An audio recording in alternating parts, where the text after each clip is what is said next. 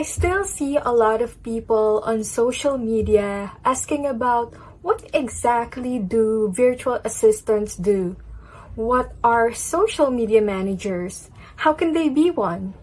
So in this video, I am going to talk about my experience on how I started as a virtual assistant and the things that I do, which hopefully will help you guys understand this industry better.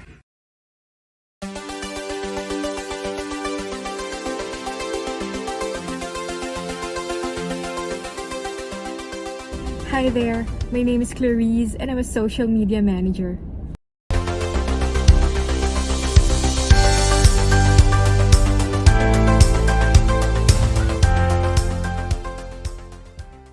So first, let me introduce myself for those who are new here. My name is Clarice. Before the pandemic, I used to work in the call center industry for 10 years. Before I left, I was part of the training department for like 8 years. I handled multiple programs and I was a master trainer before I left the industry.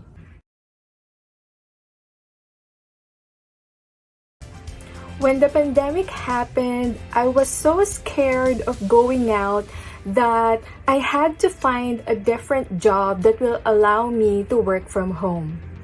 Some call centers unfortunately still required back then some of their employees to work on site.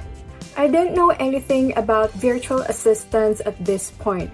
I was just searching for customer service jobs that won't require me to talk to anyone over the phone. I hate phone calls, especially with strangers, and something that will allow me to work from home. So I searched for non-voice customer service jobs on JobStreet, LinkedIn, Indeed, Facebook, basically everywhere. And I sent my application to 2 companies who's looking for a customer service representative, non-voice, mostly emails, and has a couple of admin tasks. I didn't know back then that these companies are agencies looking to hire someone for small businesses in other countries. So I went through their hiring process. They have pretty similar hiring process. I took an assessment about English competency. I also have an initial interview with HR, and then I had an interview with the client.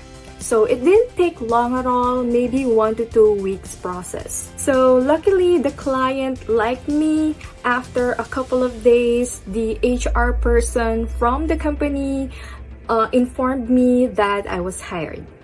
Since this was an agency, they sent me my computer set actually. So I had my monitor, of course, CPU, keyboard. They provided me noise cancelling headphones, webcam. So I was set. I didn't have to use my own computer. Then, my first day at work.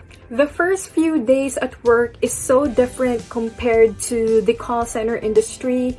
In the call center industry, you will have extensive training before you start taking in calls.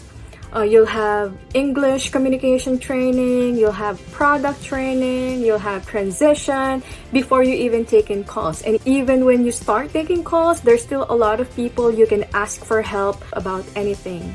With my experience as a virtual assistant, since I was working for a small company, we didn't really have any trainers, we don't have team leaders. I report directly to the owner of the company. So there's really no training about what you're gonna do.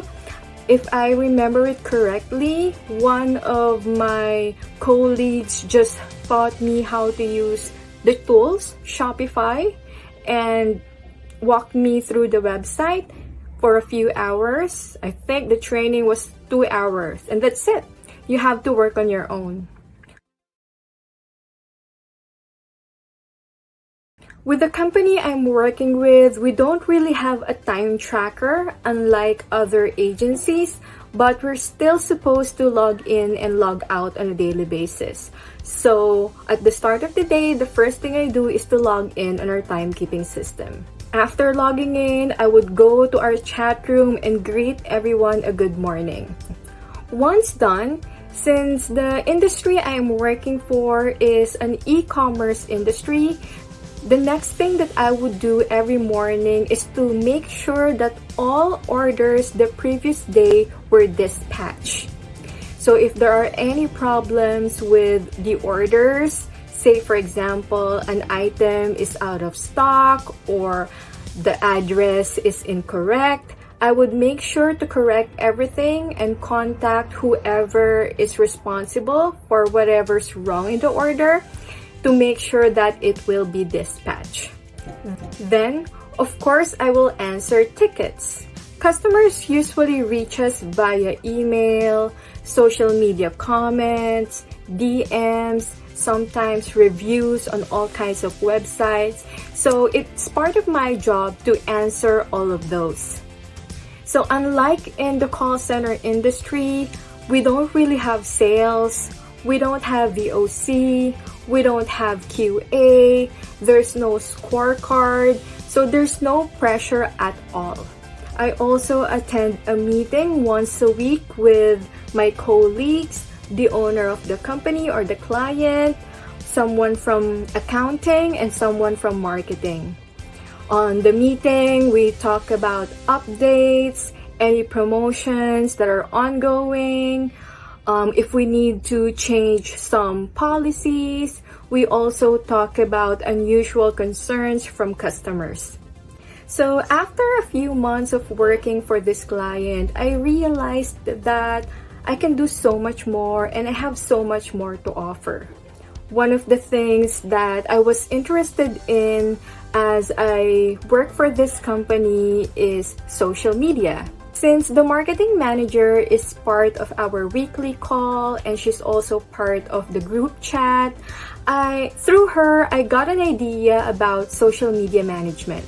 Of course, I cannot expect her to train me about social media marketing because that's not her job. So I researched on my own.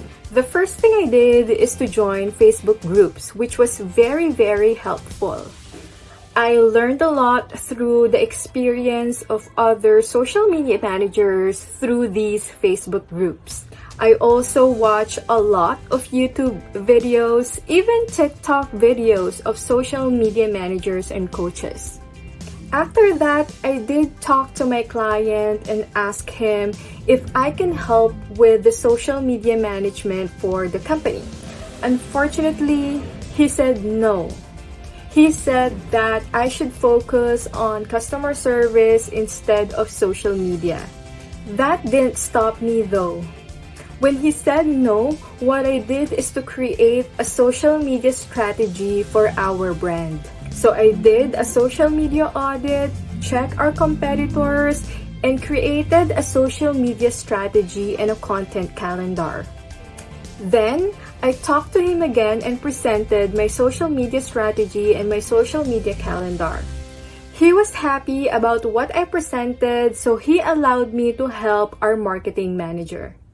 I had a meeting with the marketing manager about how I could help with our social media, and she gave me the task of uploading 2 contents every week. So I started with creating contents using Canva, both static and videos. I have also learned how to write captions, use the correct hashtags, and a lot more other things. I also suggested for us to run a giveaway to increase the reviews that we are receiving on our social media pages. Since my client noticed me being proactive with taking in more tasks, she also taught me on how to do minor website updates. So from time to time, I would audit our website and make sure that everything is updated. Even though I was already doing a little bit of social media marketing for my client, I realized that there are so many things that I have to learn to be more successful at this industry. That is when I decided to take this course provided by the Department of Information and Communications Technology, which is a 22-week course about social media management. I learned so many things from this training, from branding, different kinds of social media platforms, social media content strategy, social media content creation, sourcing clients. So I'm really thankful that I was able to be a part of that training. Since I've already been exposed with social media management, I've also been taking side hustles for social media managers. And this is something that I really want to continue as I go along in my career as a virtual assistant. This is why I started Socially by Clarice. Contact me today to discuss how my expert services can benefit your brand. All the links are in my description box. Don't forget to like and subscribe.